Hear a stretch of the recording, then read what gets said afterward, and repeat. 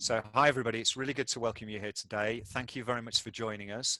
I'm hoping that you were able to see the session from this morning, but also Pamela Donnelly's session from Future Ready Learning. As we know, Pam has extensive experience in providing dynamic, highly interactive and engaging virtual learning and coaching, and I hope you found the session really informative. I certainly did. So now we have, as part of the IEP's Digital Technology Conference sponsored by CogniSoft, we have three stalwarts of the recruitment sector, all of which recruit expertly and specializing in recruitment into the employability and skills sector. And they're going to talk about how to have an effective online digital presence throughout a recruitment process. And they are James Chesham, Sakawan and Stuart Duffy, all representing today the IEP Talent Academy. Now, I really hope you enjoy the session today. I think it's going to be as informative as a number of the other ones. Please make sure you use your chat. Please ask questions. Tell us what you want to know. Get really, really involved. And then I want to invite you back after the session's finished to an open networking session where you can talk about what you've learned from today, you can talk about and interact with other people, and we can just see what your key takeaways are from day one of our conference. And then we're all back here tomorrow with some different content, all doing it again. And for so far, I've really enjoyed this, and I hope you have. So without further ado, I want to hand over to Sak, who's going to give you an introduction, and then to the guys from the IEP Talent Academy. Thank you very much. Perfect. Cheers for that, Scott. So yeah, as Scott kind of alluded to, the IEP Talent Academy is three of the sector's specialist recruitment agencies working collaboratively and supporting the sector in their recruitment. Part of that's going to be making sure they've got enough staff when they're mobilising new contracts. And then Scott's doing a lot of work around the induction and onboarding process as well. So it's three of the sector's leading agencies helping providers and candidates into work, and that consists of Stuart Duffy from Coin, James Chesham from Red 5 and myself from SDICE Recruitment. So Stuart, if I hand it over to you. Cheers for that, Sak and Scott. Now, my most troubling part of this is to get my little presentation up in front of you. And you can probably tell I'm panicking now that I can't see it. There it is.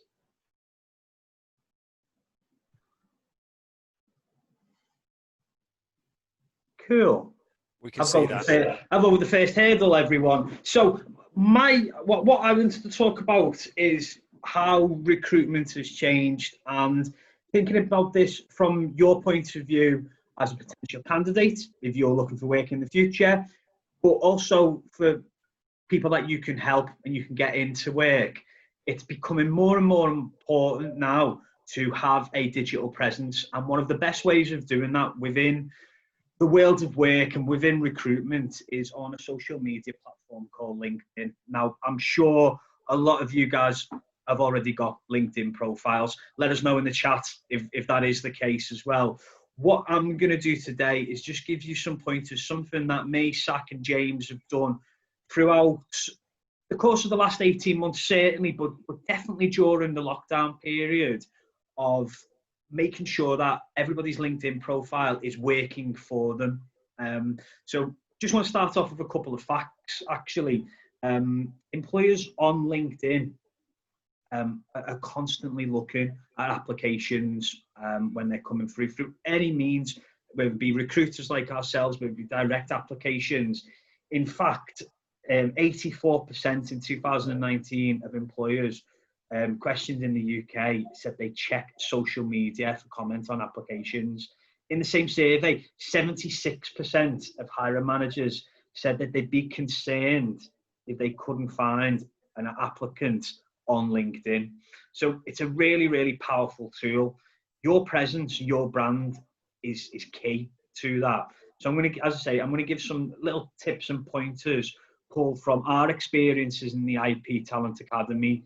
And then also, you know, from some real good literature, Harvard Business School, for instance, I've given some quite defined areas of what your LinkedIn profile should be like and how it's gonna work for you. So simply signing into LinkedIn, unfortunately, the job doesn't just stop there. It's all about your brand. As I said, Harvard Business School and the alumni from Harvard Business School have said that the key things on a LinkedIn profile are basically your first line about you, and then your experience. And they're saying what should a good LinkedIn profile look like? Well, it needs to be skimmed within 30 seconds, and it's got to be impactful.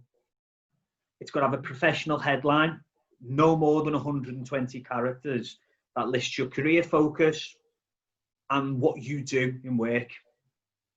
It needs to include industry-related keywords, your core skills, your strengths, and some of your interests as well. It needs to be well written. It needs to make sure that spelling mistakes and grammar mistakes are just not on there. You know, a CEO of a very, very big organization, well-branded organization, for over 2 years on LinkedIn had, "We are trying to change the world," but he spelled "we are" W-E-R-E instead of W-E-R-E, and that stayed on there. Nobody told him for 2 years. And again, you can Google that, you can find out who it is if you want to go in there yourself. When putting together your LinkedIn profile, it's got to really sort of differentiate you and your brand away. And as I said, I'll leave that up on there for a minute or two of what I've just talked about beforehand. Putting together a profile, it's probably good to have a checklist as well while you're putting that together. Your profile summary needs to hold major emphasis, and you've got to savvy it up a little bit. Upload the photograph, absolutely key. It turns people off by not having you front and center. But make sure it's a professional photograph as well. If you're advising clients to put together a LinkedIn profile, make sure it's not them on holiday. Make sure, unfortunately, it's not with their nearest and dearest, but it's proposing them as a credible candidate in their market space. Customize your public profile as well, your URL. You can do that really easy on LinkedIn. It should just be www.linkedin.com/your-name. And you, as I say, that is really easy to do. And there's plenty of insights and tips on LinkedIn on how you can do that. Use all the sections. Don't leave anything blank. You know, you can talk about having recommendations on there. You can put references on there. It's really important to get your career history in descending chronological order. So your most recent role at the very top, the time, dates that you were there, and think about what you're putting in. It's not your job description. It's not what you do on a daily basis. It's what makes you stand out as that candidate. And it's important, again, you know, as job coaches, as employment advisors, that you're putting real emphasis on that for your clients, that they're not just listing tasks that they do, but what they can potentially bring to the party for any future employer or anywhere that they're applying for work. Customize your skills and endorsements. Ask for endorsements from your LinkedIn neighborhood and community. Get people to recognize your strengths. Lastly, you've got to be an effective worker or an effective member on this network as well. It's a tool that should be used for presenting you and your brand. It's a tool that should be presenting, you know, opportunities to you as well, because people will look, and they'll look at what you interact with. Don't be afraid to share interesting posts about yourself, about things that you're interested in, about the world of work, and about what training and education that you're going through at any time. Like what other people are posting out there, whether it be recruiters posting jobs like Misak and James will do, so it shows you've got a keen interest in what's going on, or if it might be some industry tidbits that come from places such as Scott and the IEP. it's important to be interactive and grow your network to get the very, very best out of LinkedIn. On that, I'd like to hand over to James. Thanks, Stu. That's great. 1 second, I'll just share my screen. Can everyone hear me okay? Yeah, we've got you, James. Good. Excellent. Right, so I'm just going to talk through, which I think is really interesting, the concept of online interviews.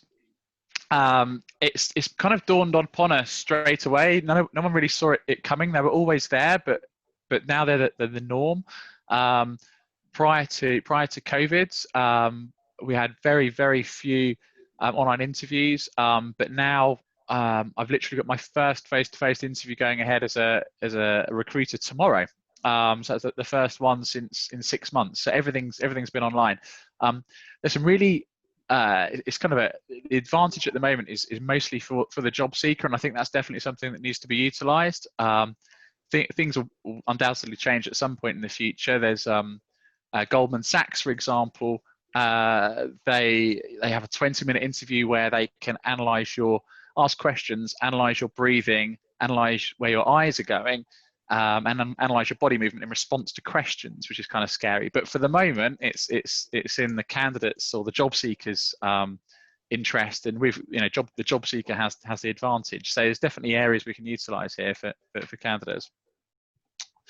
So the most important thing I've found so far in prepping and coaching candidates to interview from a recruiter perspective is research and prep. Now, it's always been done before, but we can use it now to our advantage. So we've always researched companies' values, what they do. We've always, as Stuart was saying, LinkedIn is just so vital. So you can find your interviewer on LinkedIn, find out what they're about, who they are. But the beauty of online interviewing is all this space around me you can't see, and we might as well use it and use some cheat sheets while we're there. My last interview I had was for the IEP Fellowship, which I was pretty nervous about. I haven't had an interview in 8 years or something. So I did my research, did some research on Sam, who was on the interview panel. I knew that her organisation focused on self-employment, so helping unemployed job seekers into self-employment. I read some blogs that she'd wrote, and I literally just had a couple of post-it notes on the screen. The interviewers didn't know. And then in the interview, when there's a couple of questions asked, I was able to link that back into the interview quite nicely. So there's a question asked about how I've worked in the sector, and I was able to link it into the self-employment support contracts that we recruit for, which linked nicely into what Sam does, and it helped build a nice bit of rapport, and it kind of worked quite well. And that's all from a little bit of research and a tiny post-it note on my computer. So having a few of those dotted around is absolutely super. Another bit of feedback we often get from employers is the questions at the end of an interview often feel a bit robotic. What's your benefits package? But during the interview process, like, you can have a notepad sat around here, lovely. So if during the interview something comes up that you want to ask at the end, just write a quick note of it, just one word. No one can really see it's there. But at the end of the interview, if you can link in a question back to something that's already been asked, and that's super. That's exactly what interviews are asking, and it shows you've been listening and you're involved in the interview process. And finally, I can't emphasize this enough, only on Saturday, I had a candidate who was interviewing yesterday, and he told me that the interview was on Zoom. He said to me, I use Teams all the time, no need for an interview prep. And our kind of rule of thumb as a recruiter, and I think, I'm sure advisors are doing it at the same time, is we won't let anyone go to an online interview without them doing a prep with us first online. It's absolutely vital. After 3 attempts on Saturday night with this candidate, we couldn't get his Zoom to work because he was using his phone for it. And then I had to kind of change the interview. So on Monday, it was all done on Teams in the end. But having those checks is absolutely important, absolutely vital. So a few sort of practicalities. So that tech fails are a big issue online for online interviews, and that is a test in itself in an interview process. And an interviewer can actually see how you're going to respond in a stressful situation, because you're stressed, something goes wrong, and often, unfortunately, it can be their end as well, which makes matters even worse. This is your interview, so you know, you'd hope it's all going well, but in these situations you need to be prepared. The key things is make sure you know how to respond in the chat function. Really, really important. I've had feedback again. This is a senior candidate in employability going for an ops director role, and the interviewer was saying, you know, for 5 minutes, James, we just couldn't hear him, and we were talking to him in chat, almost screaming at him. We just couldn't get hold of him. And then it just lost valuable time in the interview. There's only so much time on an interview, and if any time's lost, like 5-10 minutes, that's questions that they're assessing you against. And like I say, this is your interview, and you need to own it. Making sure phone numbers are exchanged before the call as well. So again, if there's any audio issues, you can easily just jump into chat, let's phone each other, put it on loudspeaker, problem solved. And this is kind of an awkward one, and this is a real social thing. But in interviews, when you don't understand the question, it's kind of fine to say, I don't understand the question. You can just repeat that. In online interviews, you might have to say it 3 or 4 times if there's an issue, and you've got to not be afraid of that. I've been guilty quite a few times of just blagging it, for lack of a better word, and just nodding along when I can half hear what someone's saying. But it's really, really important just to go, look, I'm really sorry, we're having a bit of an issue here. I just want to make sure I've got this question right for you, and just bring it back through. So the common interview challenges, similar to offline, online, but the dreaded competency questions. Again, we have to remember what we do for a living is we're placing employment advisors into roles, but even people that are preparing people for interviews still struggle at competency questions. Again, I won't go too much into that because that's kind of another subject, but typically, you know, we always say candidates, you know, use STAR, go through the person spec. But the advantage of the online world now is that we can practice, and we've done this with some of our candidates. And there's a great function in Zoom, and I think you can do it on Teams as well, where we do this for our candidates, mostly for our grads that are trying to get into the sector. So what we'll do is we'll send them 3 questions, which typical themes that might come up in, say, for example, an employment coach role, and we'll say to them, okay, here's 3 questions. Record them and pop them back to me on Zoom. And it's a really easy function, but you can email the questions and ask them how they're going to respond to it, and they email it back to you. And it's absolutely perfect. You can see how they're going to answer the question, if they're actually answering it in a competency style, and they get to learn, understand the tech a lot more. So none of this is hugely rocket science, but hopefully there's some useful bits that might be useful for advisors and coaches, because this online thing is not going away, and we think it's great. We love it. So that's super. Right, I should pass on to Zach again, I believe. Yeah, thanks for that, James. I'm going to try to share my screen now as well. Here we go. Can everyone see it? Yeah, we've got it, Zach. Perfect. So, yeah, no, thanks for that, James. I suppose from my side, we'll be looking at what recruitment looks like and how to make yourself stand out. And this is specifically for our sector. So we're going to be looking at this from an employer's perspective, but then also from a candidate's perspective as well.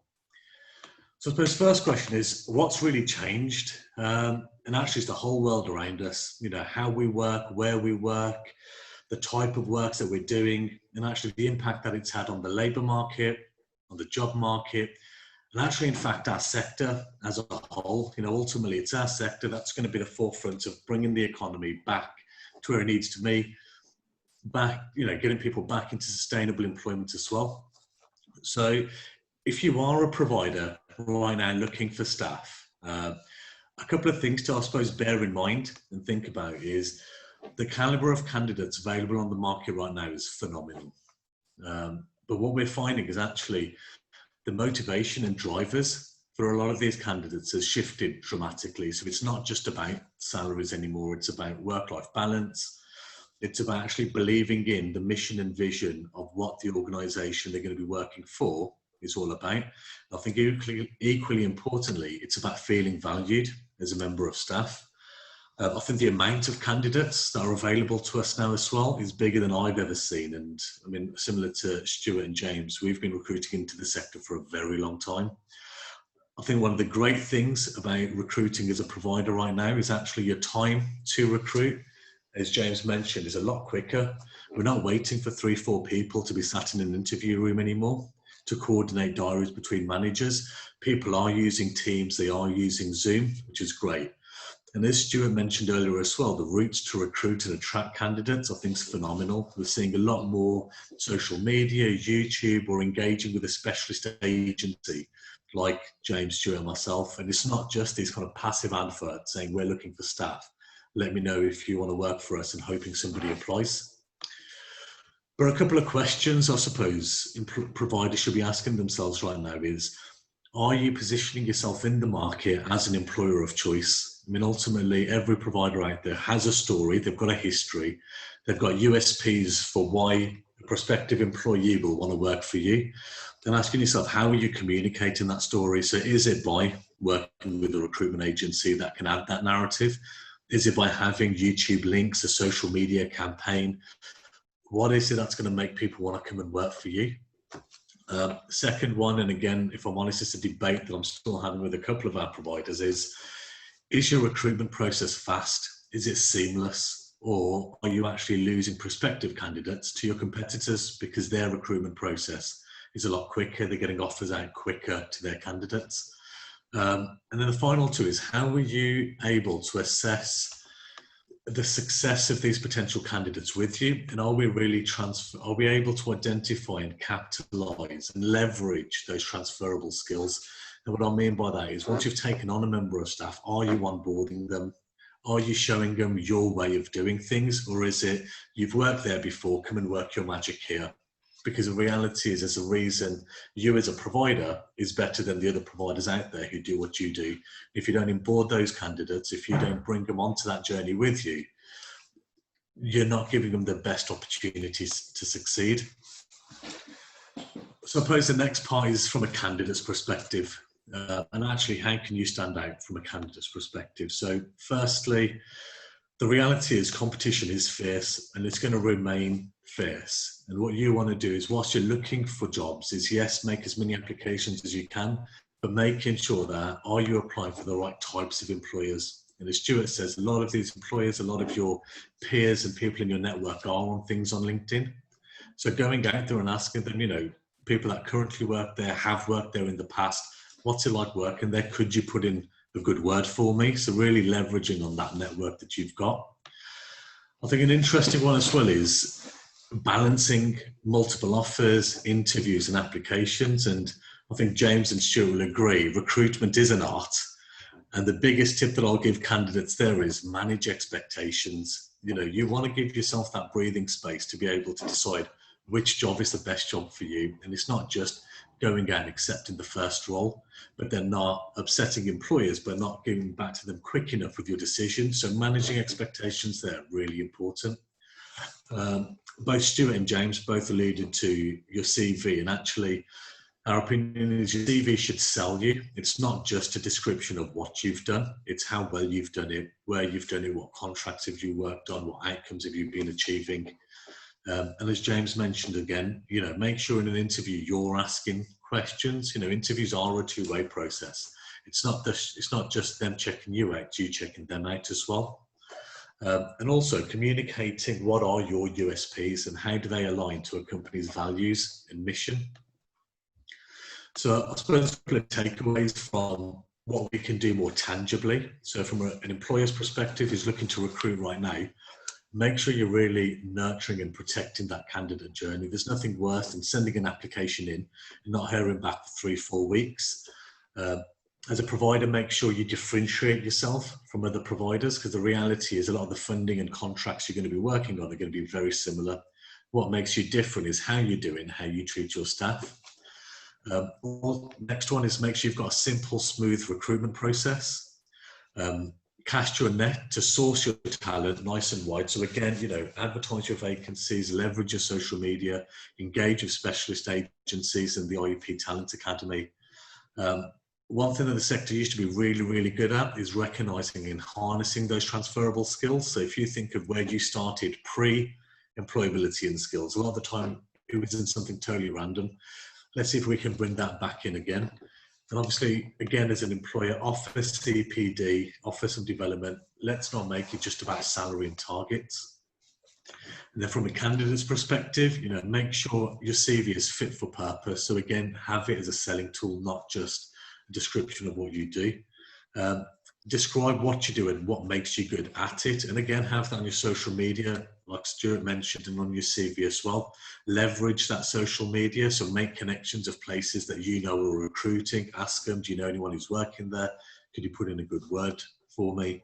The next one's really interesting. It's the application of the follow-up. And I know a lot of us naturally will make applications, but put a call through, see if you know anyone who works there, call them up and say, did you get my application?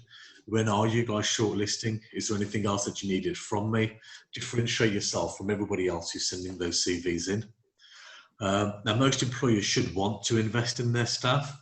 But as a candidate, you know, highlight the fact that you want investing in. You're looking for a career. This isn't just a job for you. I suppose next, where does the IEP Talent Academy fit into all this? So again, we've talked about the fact that this was formed with 3 specialist recruitment agencies from within the sector, as well as MC, to support candidates who are looking to work in the sector and actually providers out there who want a strategic approach to their recruitment. The fact that all 3 of us are specialists means we understand the industry, candidates and recruitment. And also with Scott's work around the onboarding and the CPD, it's a great way of onboarding that candidate and really sharing that best practice. And my final slide, I suppose, is just our contact details. If you want to get in touch with us about recruitment, about your job searching, or just a general conversation, you've got myself, Stuart and James's contact details all there.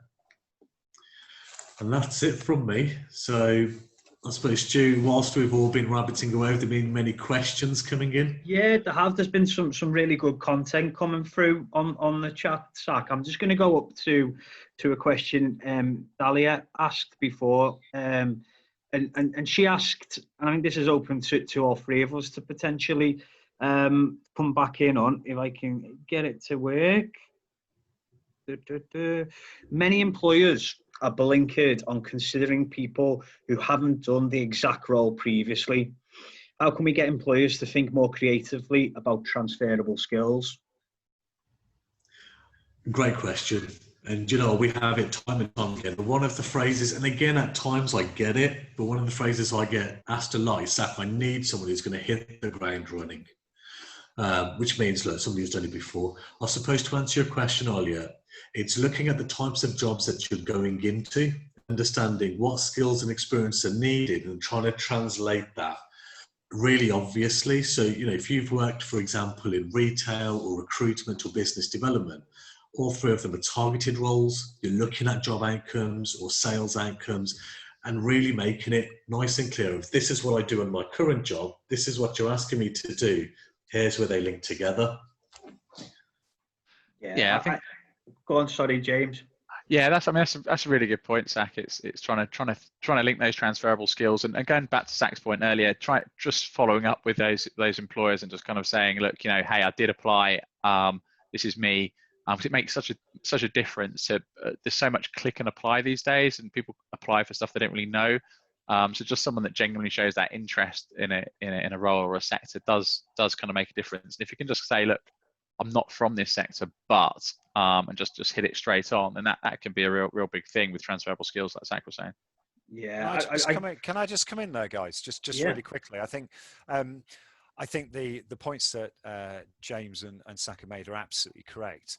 But we are in a strange marketplace at the moment. We are in a marketplace where, particularly for employability practitioners, for advisors within our sector, there is more demand than there is supply. So actually, we are being forced within the sector, I think, in the right way, to take people who haven't had the experience but have transferable, relatable skills. And I think that's good for the sector as we build up to, you know, anything from 40 to 75,000 new practitioners across the piece, trying to help solve the economic challenges that COVID has presented.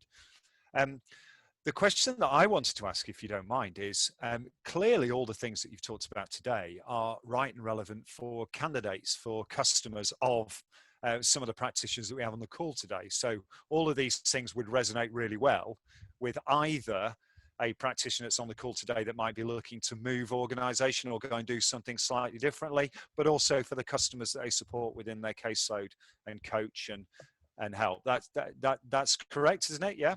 100%, Scott.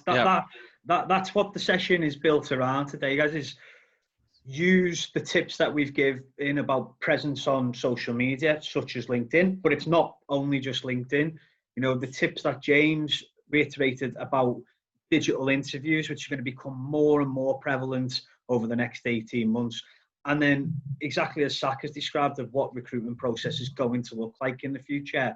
You as job coaches, employment advisors, key workers, absolutely need to take all of that on board. It's the only way that you're going to be able to coach and differentiate the clients that are coming to you with a need above the multitude of other candidates that are going to be applying for them jobs. I mentioned in the comments in the chat sort of during James and Zach's post is that the competitive labour market is going to be something like we've never ever seen before, and that means that you as practitioners need to have all the tools available to you to really help your caseload, your client list, whatever it is that the program that you're working on. So yeah, no, thank you for that. And actually, we've had a couple of people. James's comment about asking for clarification on a question has been bashed about on the chat quite a bit, actually. And I'm with you, James. I think it's perfectly reasonable. But there are a couple of people that have stated that they've potentially missed out on roles because they've asked for clarification on an online interview, and that seems strange. I mean, we would think that would be a normal human thing. And, you know, how can we ask the question or ask for clarification in a way that potentially doesn't set us out to fail, as it were? James? I think it's really interesting, actually. I had this feedback yesterday from a client, and it wasn't because, so I think sometimes it can be misunderstood of not understanding. So I think putting it clearly across to say, I understand, it's the tech thing and not misunderstanding the question. Unfortunately, there is this, in an interview, if they have to kind of rephrase the question a couple of times, they can think, oh, this person's not quite on track, or they're perhaps missing the point, or jump to conclusions about perhaps they're not quite right for this role. But by having that clarification to say, look, it is a tech thing, then that's fine. But that you have to really put that across, rather than saying, can you repeat that, please? Just say, I couldn't repeat it because I couldn't hear. Because it kind of just demonstrates, you would have understood. I suppose in essence, you're always going to get somebody who just thinks ill of that anyway. And I think, we can't legislate and guard against some of the idiots that are in this world, can we? But absolutely good advice, James, totally. And I think it's really important to kind of differentiate between the technology and your intellect and level of understanding. Another thing that's come up, I don't know whether it's something that you want to answer, Stuart, around negotiating hours, and the jobs are still ideal. And it's quite interesting because what I said earlier, that the marketplace in practitioner terms is going to need so many people, so employers are going to have to be so much more flexible than they have been before. But he is still finding that in UK PLC we're still incredibly rigid about full-time working, and what can you guys potentially do, this is the follow-up question, to try and get employers to kind of change those dynamics? Yeah, it's very, very much open communication, Scott. You're exactly right. We're still, even after the last 8 months of what we've lived through, we've still got a lot of employers who want people in at desks at 9 o'clock in the morning. I want them to go for an hour lunch. I want them to finish at 5:30. No matter, what the outcomes that those people can bring. It's a difficult one. It's knowing your audience. Using a recruiter is a strong way of doing that, because the relationships that we build up with our employers, we're able to go over and have those conversations for people. People don't like to ask that when they're in an interview situation. They don't want to put forward that, could you be flexible? Could you be, yeah, that's what we can do. I think the more and more of what's going to happen over the labour market over the next 18 months, you'll see a softening of that. I think you'll probably see a very quick softening of that when the Kickstarter scheme starts in November time, with the incentives around apprenticeships and learning on the job and off the job. I think more and more SMEs and large businesses are going to have to really work and think about their flexibility. I mean, it's unfortunate, because you speak to some really good HR professionals, they're all for it. They're all for flexibility. They're all for getting the right talent in. However, sometimes that falls a little bit on deaf ears internally. So it is a difficult one to juggle. It's something that you need to build rapport and relationships up with the employers that you're working with. And, you know, a really good thing for any providers out there is make sure that that's a big part of your employment engagement strategy. Yeah, I think Stuart, I'm going to come to Saka if he's got anything to add to that. I think advocacy through a recruiter, or we mentioned maybe somebody within an organization, is not a bad thing, as long as that person, that organization, is genuinely your friend and does like you. But actually advocacy by a recruiter, asking those questions, trying to negotiate on your behalf, feels one step removed, and that's really important, I think, in those settings. It's not an emotion, it's actually a practical thing. So I think that's really important. Sak, what about you in your experience? What have you got to add to that? So I mean, first I suppose just to touch on what James mentioned, and yeah, totally agree. If it's a tech issue, let them know it's tech and not you. But sometimes the way questions are phrased, you might not be 100% sure what they're asking. And honestly, my suggestion there would be, rephrase the question back to them and say, look, just to make sure, are you asking X, Y, and Z? Because I'd much rather that than you spending 5 minutes talking about A, B, and C. And then, yeah, totally agree with yourself, Stuart, as well. I think working with an agency will help. And also, I think during COVID, what we've seen is actually a lot of jobs can be done from home. You know, jobs that in the past would have been 9 to 5, Monday to Friday, that's it. I think employees are not quite there yet, but getting better in having that flexibility. And again, what I talked about in the presentation as well, Scott, you know, for candidates now, what I'm finding is motivation and drivers has shifted massively, and working for an organization who kind of does what they say on the tin, and does that both for their clients and employers, but also for their employees internally inside. Can't agree more, Sak. I think people are, you know, look, this is not hijacking this for practitioners in terms of employability advisors, because this is about how everybody who's looking for work is engaged. But, you know, I do feel that employability practitioners or advisors at the moment are in a kind of seller's market. You know, organizations are going to have to be more flexible, because they need people. They need quality people who have either proven their experience before, or have the transferable skills to do well, and they want to be making the right recruitment choices. And ultimately, I think brokering that through a relationship is useful, absolutely 100%. But I think as an individual, if you understand the skills that you've got, the transferable aspects, I think you can feel really confident that you can achieve in that organization will potentially be more flexible. And I've just put in the chat, I think even in UK PLC, even in our industrial society, which is pretty damn Victorian most of the time, isn't it? I think flexibility is coming. I think it's already been seen in the best organizations. And I think it is flowing down through every other organization, because if there is not flexibility, they cannot compete. They just will not get the people they need. And I think that's absolutely right about when the economy starts to grow again.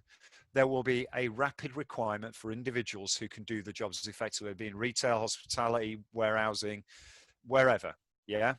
And actually, it will be those organizations that are most attractive to that mass of individuals that need to gain work. And I think we will see that flexibility coming. What do you think, guys? Yeah? Everyone's nodding. Yeah. Totally agree, Scott. Yeah. And I think businesses have changed a lot as well during lockdown and COVID, and in turn that means that their recruitment needs will change as well. So I think from a practitioner's perspective, it's really understanding that employer engagement piece. What does business look like now for those employers? How can they better match their clients to them? Yeah, I agree. Sak has more eloquently than me put that across. I think, you know, employer engagement is going to be absolutely vital for any welfare to work employability programs from the get-go. So from when DWP start flushing people through their doors in job centres to when it comes out to the private sector as well, the employer engagement, understanding the local labour market as well as the wider UK labour market is going to be so important to consult organisations, take the best out of people who are using us and using practitioners, to help them back into the world of work. Yeah, absolutely, Stuart. And who wants to take this next question up then? Because we're running out of time now. It's been a really good debate. So in what ways are traditional HR methods of recruitment needing to change in this current climate to enable the recruitment of potential rather than experience? I think it's a really good question, Dahlia. Thank you. So we've done some work actually quite similar to that recently, where a provider was quite open to taking someone from out of industry. I think from a provider's perspective, if that's a route you're going to go down, from a HR point of view, give potential candidates a brief. So not just a job description, but give an insight of what's your sector, what are your expectations, how does that look? And then flip side, when you are interviewing candidates, if you've armed them with that information, do some role plays, do some case studies, see how they would be. I think where I've seen employers do it in the past, where it's kind of role plays, but with no real narrative or prior information, you're kind of hoping and guessing the candidate gets it. But that's what I would do from HR. Nice, real bulky piece of information you give to them to prep one, and then put them through their paces and give them some case studies and role plays. Yeah, I think my sort of take on it, I think good competency interviews that don't draw questions on experience. We've got one client, and it's been really interesting because it's employment coaches they're looking for. And